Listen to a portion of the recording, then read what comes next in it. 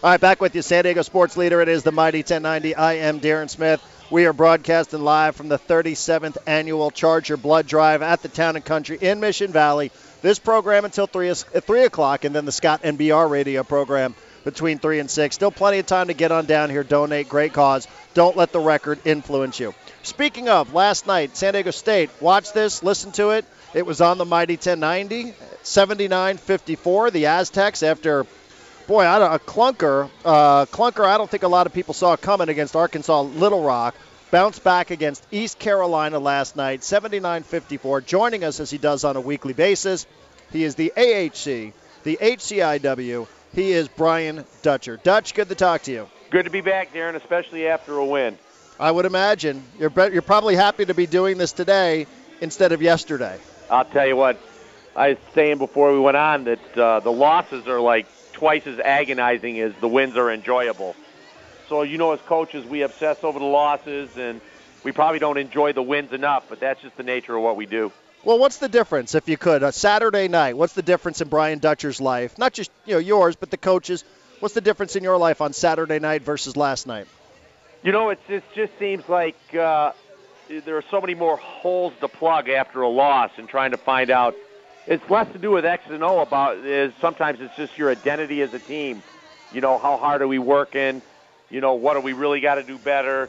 How do we let it slip away? As bad as we played, we still had a chance to win the game at the end and weren't able to make the plays down the stretch. And so you're trying to find out, bigger picture things where after a win sometimes you're like, you're not dismissing the things you don't do as well, but you don't have to obsess about them quite as much, I guess.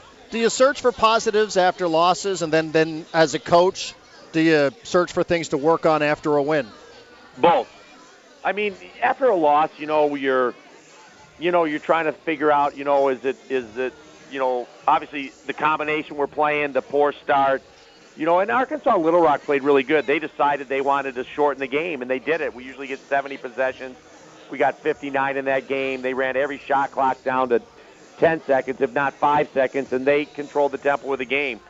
And with all that being said, we had chances to win, and we didn't make the plays. And then after a win, obviously, you're happy you won, but you're still looking for things to improve. And that's why, coaches are teachers. That's what we get paid to do. We teach the game of basketball. And so last year we had 3 fifth-year seniors that had taken the class, and they kind of knew a lot of the answers. Playing the young kids we're playing, we're teaching the same way, but they haven't had the class 5 years. They've only had it a year and a half, and so they don't know the lessons quite as well. So we're constantly teaching. The problem is when you're playing as many games in rapid succession as we're playing right now, we don't have as much classroom time. We're constantly taking tests. And so we haven't given them all the answers to the test yet. So that's the fine line. We're trying to teach as we play, and it's always harder. We wish almost that we had 3 or 4 days to get back in the classroom and teach a little bit more. Yeah, and I obviously want to spend some time talking about what happened last night, 79-54 against East Carolina. But I think what happened against Arkansas Little Rock clearly is part of the story. So you can't really talk about what happened last night without talking about what happened Saturday. So, Dutch, I'll ask you, what was the mood like inside of the locker room after that game? Because that was a little bit of a head-scratcher for a lot of people, most likely including myself, who didn't know a lot about Arkansas Little Rock. But what was the sense you got from your team after that loss?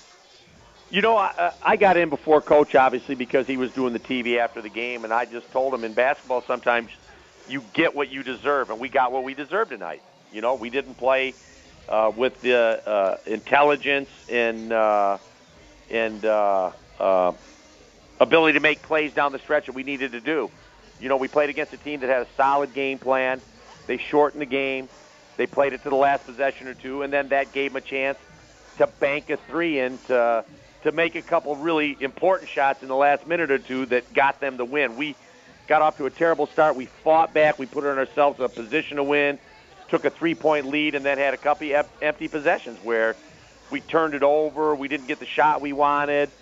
And all teachable moments and learnable moments for the coach. Who do we want to have the ball down the stretch in a tight game? A year ago, I think everyone would say they're going to let JJ have the ball, and he's going to either make a play for himself or somewhere else. So we're still learning who those people are, where we want to put people on the floor, who we want in the game at the end, and So, yeah, teachable moments for us as coaches and as players down the stretch, and I think we learned some lessons, and that's the key with basketball. Don't dismiss it. Learn the lessons, take the hard knock, and then move on. Talking to Brian Dutcher, the AHC HCIW, San Diego State 79-54 last night against East Carolina. I ask about Saturday, Dutch, because you guys made several lineup changes. You put 3 players who were starters through the first 4 games on the bench last night, and you got a great result. And I wondered, post-game, did you sense something was wrong with your team? Did that wheel start turning Saturday afternoon after the loss to Arkansas Little Rock, or was there something when they showed back up the next day that you didn't like? In other words, when was the decision made that you guys needed to do something different with your starting lineup? That wheel was in motion as soon as we lost the Little Rock game, and I think Coach Fisher said it in the paper. He was quoted. He was considering starting 5 new guys. He was so disappointed in the way we got started and the way we performed at the start of the game and then as the game went on. So he actually considered starting 5 new guys. He decided in the end it'd be in the best interest to start 3. So we started a new lineup. We started Zylan Cheatham. We started Dakari Allen, who's been playing very well. And we started Angelo Chol. So we set 2 seniors, and we set Malik Pope down and started 3 new guys. And to their credit, I think they all responded very well. You know, I told Winston after the practice on the day after we lost that I thought it was one of his better practices he had. So instead of sitting there and moping that I'm out of the starting lineup for the first time in 4 years, he came back, responded with a solid practice like you would hope seniors would, and then responded in the game. And so you play the hand you're dealt. That's what Coach Fisher told the team. So if you're dealt the hand where you're coming off the bench, play that hand and play it well. And so I think we did. I think the guys that started responded well. I thought the guys that came off the bench, for the most part, did not obsess over not starting and perform well, and we came out with a nice victory against a good East Carolina team. So when did you guys tell the players who weren't starting, who were going to the bench? Did you tell them on Sunday? Yeah, I think Coach does a great job. He called all the 3 of those kids into the office before practice, met with them individually, told them that he was making a move in the starting lineup, and gave them a chance to digest it before they got to the practice court.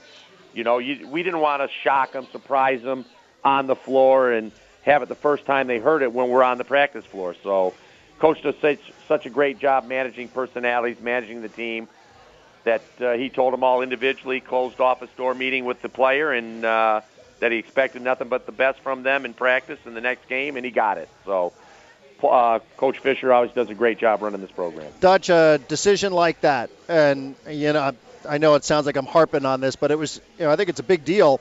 A decision like that isn't just tactical, right? It's not just about the X's and O's of Shepard and Spencer and Pope being replaced by 3 guys coming off your bench. Is there something psychologically that you were trying to get through either to those 3 players or to the entire team? I think it sends a message both psychologically to the players that are getting set down and then the rest of the team, obviously. You know, we don't lose very often at home, and we don't lose to unranked opponents at home very often. And so I think that spurred necessity to make a change and tell the team, tell our coaches, tell everybody that that's not acceptable. And so obviously the fault isn't with those 3 players. The fault is with all of us. As coaches, we have to be better prepared to help the team win games like that. The team has got a responsibility. We're all responsible when something goes wrong. And I'm sure if Coach could say, I'm benching you, Dutcher, and Hudson, and Velasquez, we'd have benched too. But it was a message to everybody in the program, not just the 3 players that sat down or the 3 that started. It was a message to all of us that this is unacceptable. We're not going to overreact to it, That's a real key to the program, is not to overreact to every loss, but the loss was significant enough where changes had to be made. Yeah, that's a fine line, is it not? It's a fine line 4 games into a season, taking 3 players out of your starting lineup and not having that considered an overreaction. That's a fine line that you guys are straddling with decisions like that. Absolutely. It's always a fine line. You're worried about the chemistry of the team, the long-term goals of the team. We're not a short-term reactionary staff. And so, obviously, if these players play well and the others falter, we won't be afraid to make the change again. We're trying to let everybody know that only your best is going to do here. And trying hard is not enough sometimes. You have to be efficient. Your best is not always good enough to do what's required. And so we did what we felt was required. The team did what they did in reaction to that, and we had a pretty good performance. Brian Dutcher, the AHC, HCIW. How much of a move like that for you guys is curiosity about how are they going to respond? How's Winston Shepard going to respond? He responded rather well, by the way. You told us about practice. The box score tells you how good he was last night, best game of the year. How much of that is about, let's see how these guys respond to dealing with a little bit of adversity that they may not have seen coming? Absolutely. And, I think the nice thing is not benching one player. Mm-hmm. And at times you do that. And that always makes it look, well, you're blaming one player for whatever went wrong. I think by setting 3 and even thinking about setting 5, we let everybody know it's not one guy we're blaming for anything. We all take responsibility. And I think by setting 3, that told everybody that we're all responsible for what's going on here. And so psychologically, yeah, it had an impact. And like I said, it's nice to see. It wasn't like all of a sudden Winston's performance was a surprise to us yesterday. He came out the practice after he was set down and maybe had one of his better practices. So he immediately was engaged like, this is not acceptable for me either. I'm not going to mope because I'm not started. I know I have to do my part to help the team get better. And I think he really set the tone for that with the way he practiced the day after he was set down. Not the game. The practice is what showed us he was ready to go. Absolutely. Message received. I love it. So what does this mean for Thursday? Well, it means that we'll probably go with that same lineup, but Coach came in and he asked today, we talked to the staff, do we want to stay with this lineup? So it wasn't like he was just saying because we won, we're staying with this lineup. He asked if he felt the performance by the people in the game warranted them starting again. So it was not a given because we won. The same 5 would start. And so I think your evaluation is going to be based on how you perform in practice and how you perform in games. And this is, Steve Fisher's had a tradition and a history of he likes the consistency of a starting lineup. He likes everybody kind of knowing what their role is going to be, what to expect for every game. But like I said, when you lose in the fashion we lost, things need to be shaken up, and he was the first to realize that, and obviously we all supported him in that decision. I think it's I think it's so interesting everything you just said there. We're talking to Brian Dutcher, San Diego State last night, 79-54 winners against East Carolina. Dutch, tell us a little bit about the team you're facing on Thanksgiving night, 9 o'clock. You're playing a ranked Cal Bear team. Yeah, we're playing a very, very good team. They're going to be one of the fastest teams we play all year, if not the fastest. They start 4 guards. They start 2 players that are on the NBA draft boards as freshmen. And it's going to be a real challenge for us. So we're already in doing our homework. We've done our film prep today with our coaching staff, and we'll start preparing the team today for what we're going to see in Cal. Obviously, we want to stop them from running up and down the floor with all those guards. So we have to make sure we do a good job in our conversion defense.